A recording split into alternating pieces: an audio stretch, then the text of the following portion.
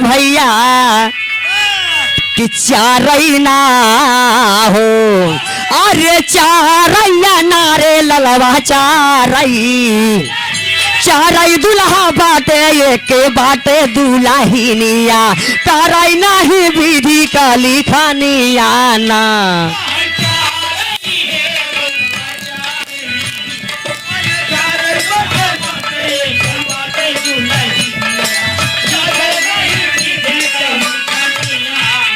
कहे चारई नाये ललवा चारई, चारई नाये भयवा चारई, ए हो चार दुल्हा नारे रजऊ चारई दुल्हा, चारई दुल्हा हुए ये कई बाटे दुल्हिनिया, तारई नाही विधि का लिखानिया ना।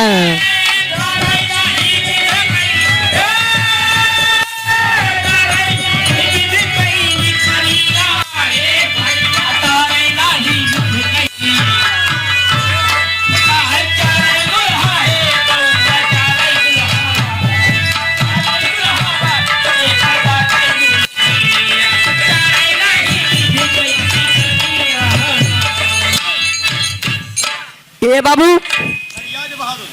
एगो राजा रहले और राजा के भगवान एगो लड़की दे रहे, खाली लड़की ये रहबे के बाबूजी। लड़की धीरे धीरे 17-18 साल के उम्र हो गई बाबूजी, लड़की शादी की योग हो गई। तो राजा चार और दोस्त यार नाऊ कहार बाभन जे रहल सबके बाबूजी न्योता ने दिए कि लड़का का खोज के खिले आवा बढ़िया, और चारों दिशा में 4 जने भेज दे हैं। लेकिन एक दिशा में देखा नाऊ गईल बत भइल का अंतरा के लाइन,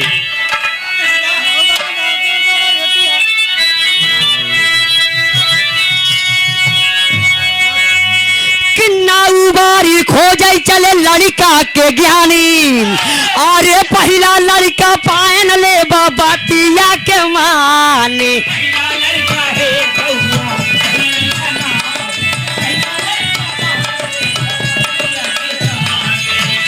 अरे पहला लड़का ना ये ललवा, पहला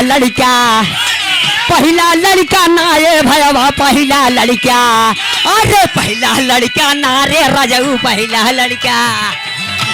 लड़का पायन ले बाबा तिया के मानी, दूसरा लड़का पायन बाबू उस बड़ा ज्ञानी, ऐसे 4 लड़का खोजन कैले न माना।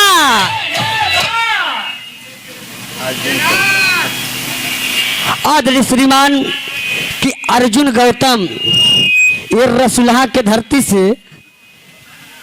21 रुपया पुरस्कार भैया के चरण बार बार पैलगी ने बनबा कि पहला लड़का देख के उनका जीव खुश हो गए बाबूजी। ओकर दिन तारीख और डेट बाबूजी पर गई, और तब से पंडित जी आ गए। भैया का इतना सीटी न दे हो, तब पंडित जी आन कहा है राजा एगो लड़का हम खोज के आवत है, बहुत बढ़िया लड़का बा। अब भैया ओकर दिमाग उतर के राजा का कि एक बार लड़का हमें देखे है, दिनों तारीख धरे है, कहा चला देखी गए हुस बढ़िया दूसर का मिल गया, वो के दिन तारीख हुए पड़ गया, वह दिन वह तारीख। ऐसे ऐसे 4 लड़का बाबूजी खोजे और चारों लड़का का दिन तारीख वही पड़ गई। लेकिन चारों लड़का बाबूजी अपन डीजे रथ ऑर्केस्ट्रा जगरे जवन समझ में तवन ले गए, लेकिन एक जने निरहू 5 किलो वाले के लेगन बिरहा गवा विदाम। लेकिन बतावल गए तेरी के लाइन कभी जी,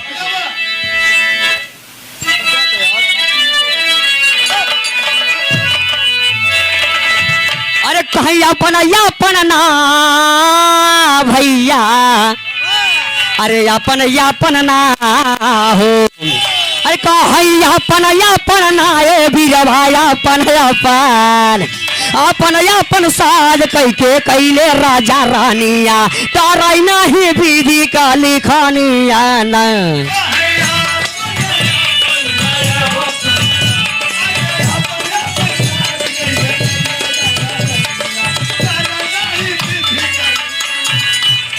और अपन नाये लल भैया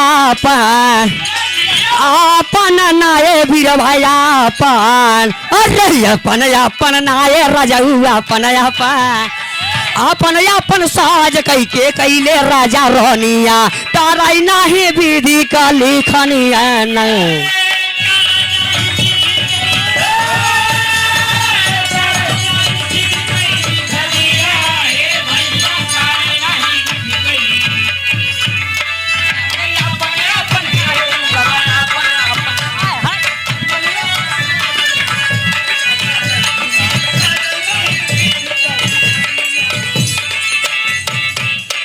ए बाबू आपने अपन भैया साज सजा करके और सब बराती चल दिल। चारों बारात राजा के दरवाजे पे आ गई। जब चारों बारात राजा के दरवाजे आई बाबूजी तो उस मत लड़की कैलेश का अंतरा के लाइन बतावे गेल कवि जी।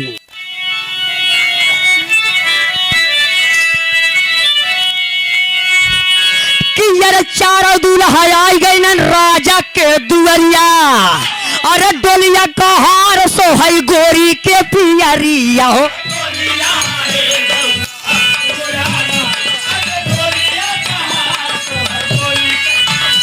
अरे डोलिया नाये ललवा डोलिया डोलिया नाये भैया डोलिया अरे डोलिया नारे रजऊ डोलिया डोलिया कहार सो है गोरी के पियरिया लाड़ा की बेचारी मन में काराली फिकोरिया खाई के जहार मार गईली वही बा।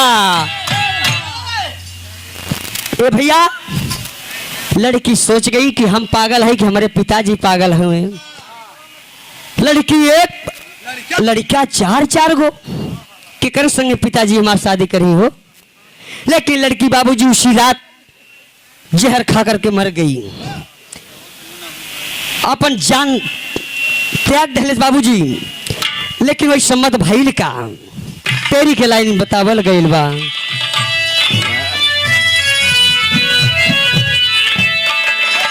कि यार टोला किए बाबू अरे टोला ना हो अरे कहा टोला यार मोहल्ला ललवा टोला यार मोहल्ला रोमई रोमई राजा रानिया ताराई नाही विधि का लिखनिया ना।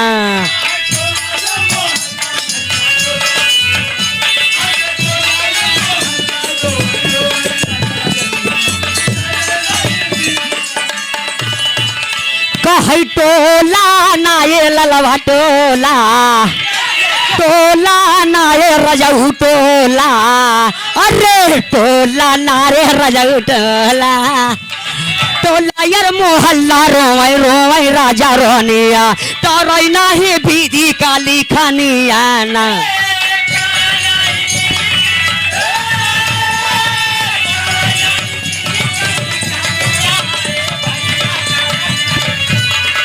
जिया जरूर लगे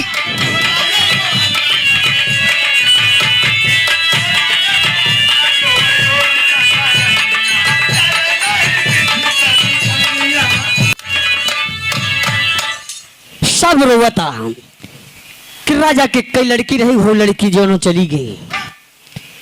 ए बाबू टोला मोहल्ला सब रोवत बा। ये खबर चारों दुल्हन के जब चलत बा चारों लड़कियन के तो चारों लड़का में पहला लड़का बाबूजी कैलेश का अंतरा के लाइन बतावल गए।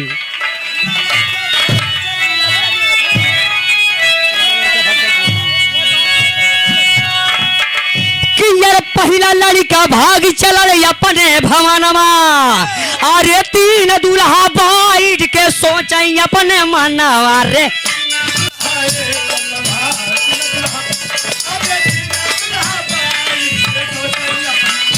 अरे तीन दुल्हा नाये ललवा तीन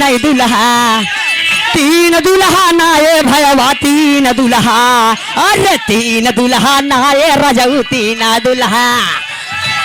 दुल्हा बैठ के सोचई अपने मानावा थाहिल हो के लाश लेके चालन मसानावा चीतावा लगा के जाला दूसरा जा। ए बाबू कि चिता पे लाश रखा गई। पहला तो सोचे कि जान बची तो बहुत बिया हो, बहुत दुल्हन मिली। और यही हम बाहित पता चला बा 100 नंबरिया आ गई तो और हमार जीव कबाहत में पड़ जाई। लेकिन वो अपन भाग गए बेचारा। तो दूसर का कॉलेज कि हम अपन कवन मोह लेके जाब घरे। गांव देश नात रिश्तेदार सब जुटा हुए, सब कहीं की देखा गहरा ससुर बियाह करे। वो अपने लाज के नाते बाबू वही में वो कूद गया। वो जर गए बाबूजी। जब जर गए तो बचन 2 ठे, और जब 2 ठे बचन बड़का भैया तो अंतरा के लाइन तेरी के लाइन बतावल गई भैल का।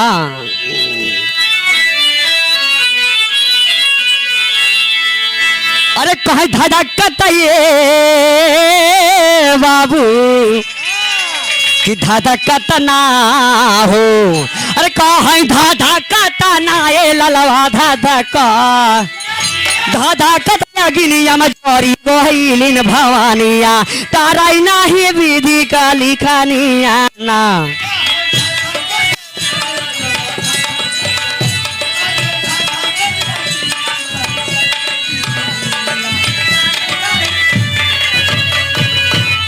कहीं धाधा का ना ये ललवा धाधा का धाधा का ना रे भैया धाधा का।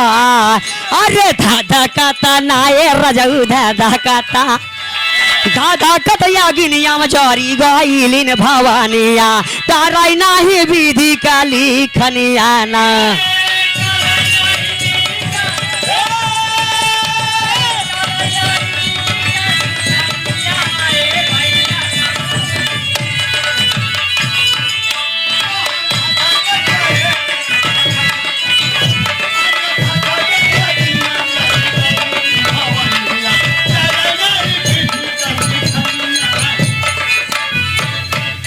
दू जने खेला ऐसे खत्म हो गया, बचन 2 जने। तो तीसरा का हम भागम न। जब ये मर गई तो हम ये राखी गोलिया के हम चलते पूजा पाठ करब के जाने जी जाग जाए भैया तब दुल्हन लेके घरे चलब। लेकिन रतन भाई हाँ सोनू बड़का भैया जगावत है। लेकिन बतावल गई बाबूजी अंतरा के लाइन से कैसे।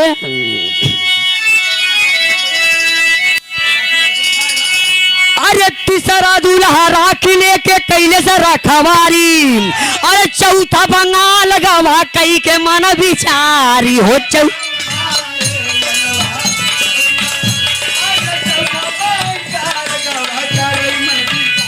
अरे चौथा नाये वीरवा चौथा।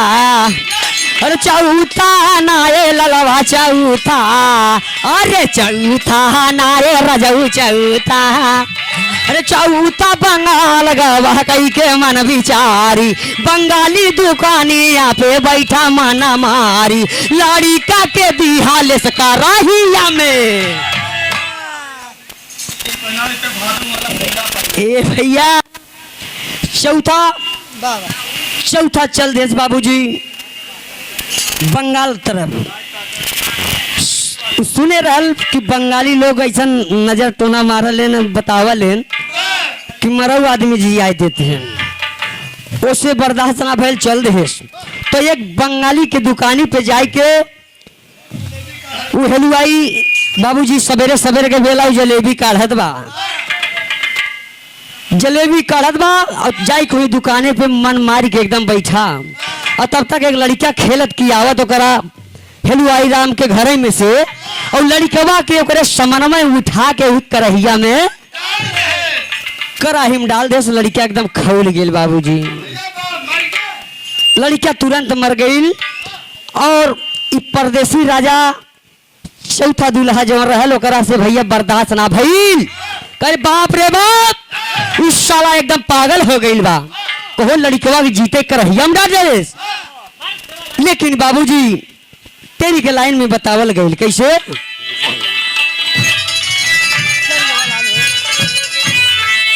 अरे कहे मरी गवा नाये ललवा मरी गवा। अरे कहे मरी गवा नाये बीरवा मरी गवा। अरे मारी गावा ना ये रजऊ मारी गया लाल चली गई जिंदगानिया तारा नहीं विधि का लिखानिया ना।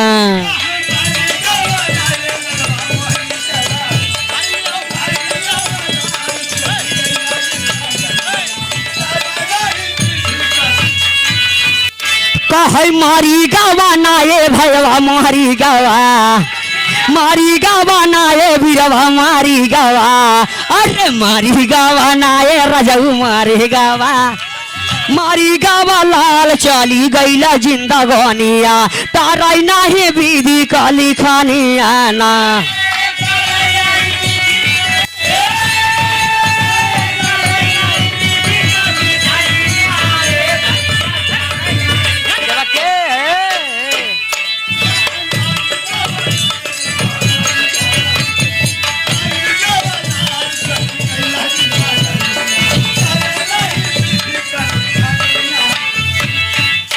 ए भैया कि लड़का मर गई, लेकिन परदेसी राजा देख के ओकर दिमाग खराब हो गई। तो इसमें परदेसी राजा कैलेश का एगो गीत के भाव मास्टर आ गीतिया के बोल हो बा। अरे सही हो। अरे कहे लहंगा बचाई चला धनिया। अरे लहंगा बचाई राम लहंगा बचाई राजाऊ लहंगा बचाई चला धनिया। अरे ऊंचे खाले जैबू ढेंगा लाई हो कि लहंगा बचाई चला धनिया।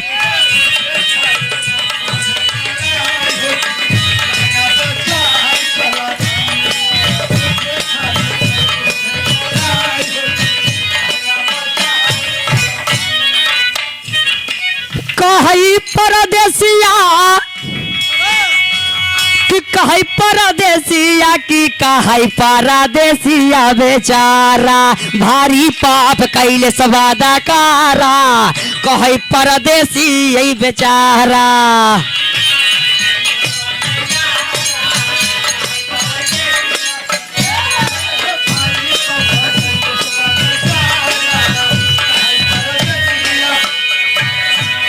आदड़ी बड़का भैया कि भीम गौतम रसूलपुर के धरती से 51 रुपया पुरस्कार बड़का भैया चरण बार बार पे लगी न मनबा। लेकिन वो परदेसी राजा कैलेश का कहे भारी बात पागल वो कर ना लागल।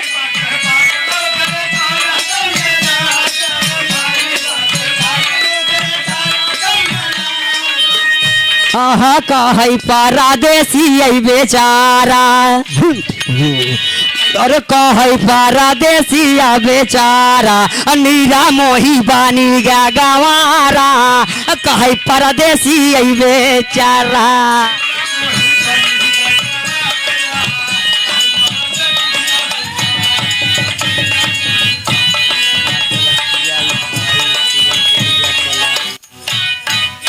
ए बाबू इतनी बतिया के कहत बा, लेकिन वो हेलुआई बाबूजी उस समय बोले ना, लेकिन कुछ तुरंत अपन चाल काम कर दिले कि रखिया उठाई तुरंत जादुआ चलाई रे रखिया।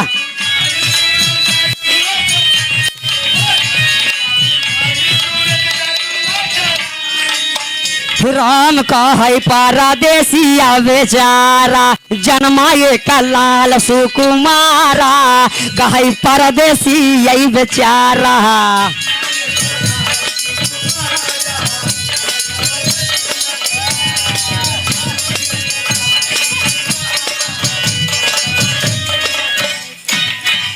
ए बाबू कि जादू चला करके बाबूजी हुई करहिया मारे सुहे लड़कवा इतना सुंदर करहिया हो गई।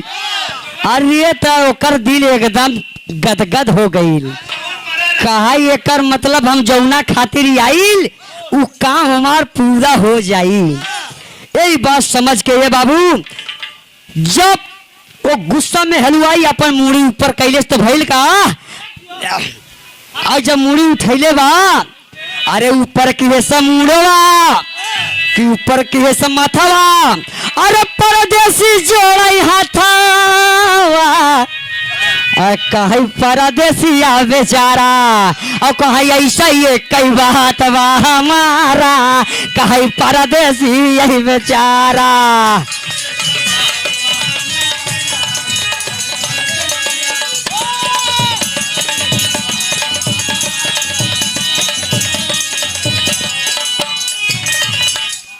लेकिन कजरी के लाइन में बतावल गई बड़का भैया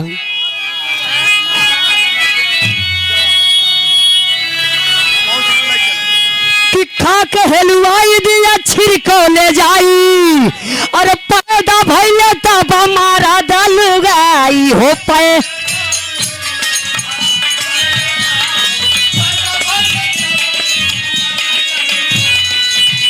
अरे पायादा ना ये ललवा पायादा अरे जिंदा नाए भड़वा जिंदा अरे जिंदा नाए रजऊ जिंदा रे जिंदा भैले तब मारा दालुगाई तीनों दिन आपस में कैले लड़ाई शादी के करे साथ भाई का भी दर्रा।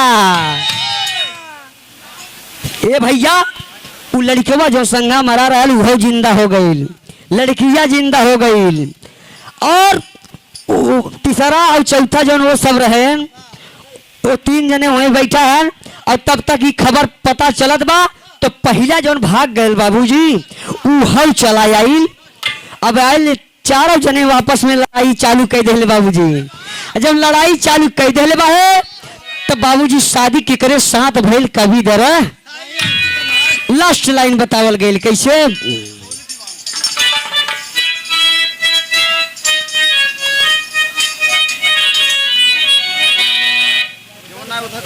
जौन बजावत रहे बजाना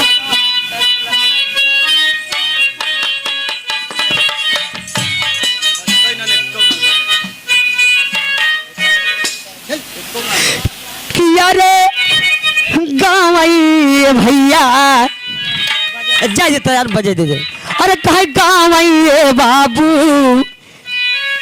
गाँव ना हो अरे गाँव अजीत लाल देखा राजसा कैली खानी अरे कहानिया तारे बाबू नाटरिया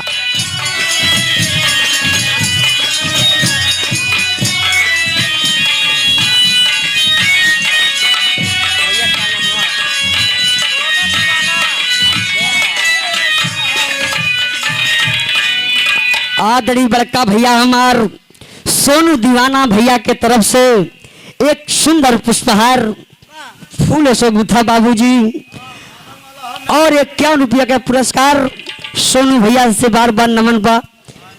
लेकिन बतावल गईले भैया अरे कहाँ गाँव बाबू गाँव गाँव भैया गाँव गाँव अजीत लाल राजस कई लिखनिया तर नए विधि कई लिखनिया ना।